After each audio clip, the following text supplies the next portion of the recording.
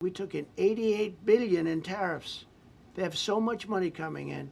But more important than the money coming in, we have companies coming in, factories coming in, auto plants being built. AI is being built here instead of being built all over Europe and Asia. We have all of it. We have over $15 trillion, just about, Scott. I think we're right about that number. We went to Saudi Arabia. We went to Qatar. We went to UAE. Very smart people, very smart leaders, great leaders. And we took in $5.1 trillion just there. Without the tariffs, I mean, they also liked a thing called November 5th, November 6th, and November 7th. That was a very good little period of time. It's called the presidential election. You know, you used to have one-day election. Now you have it go over it. But even if you just took that little period, because it was pretty obvious it was going to be a landslide. And they like that, but they love the tariffs. I had Texas Instruments come in the other day, big company, and he said, we're putting in $60 billion into new plants and new equipment, new everything.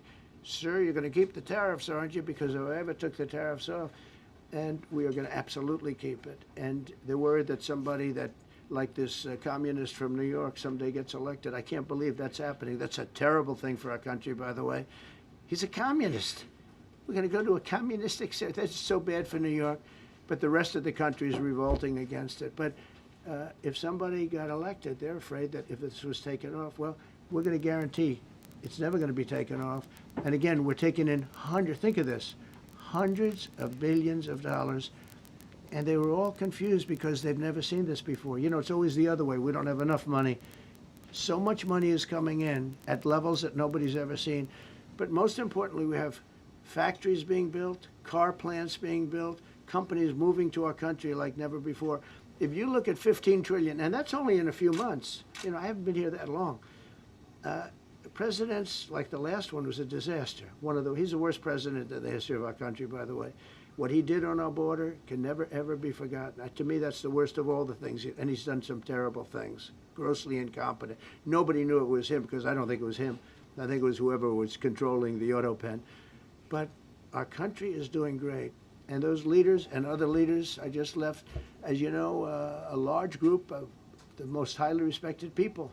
And that includes big countries. When you look at Germany and France and Spain, although Spain didn't come through, but they will. By the way, guaranteed they will. That was the only country that sort of tried to hold back on putting up the money. But just so you know, they said, it's unbelievable what's happened to the USA. You were a dead country. We didn't respect the country, the leader. You were dead as a doornail. One said to me, you went from being a dead country, you are right now the hottest country anywhere in the world. The whole world is talking about the USA, and everybody wants a part of it, and they're pouring into our country, and you're going to see those numbers. Thank you for that question.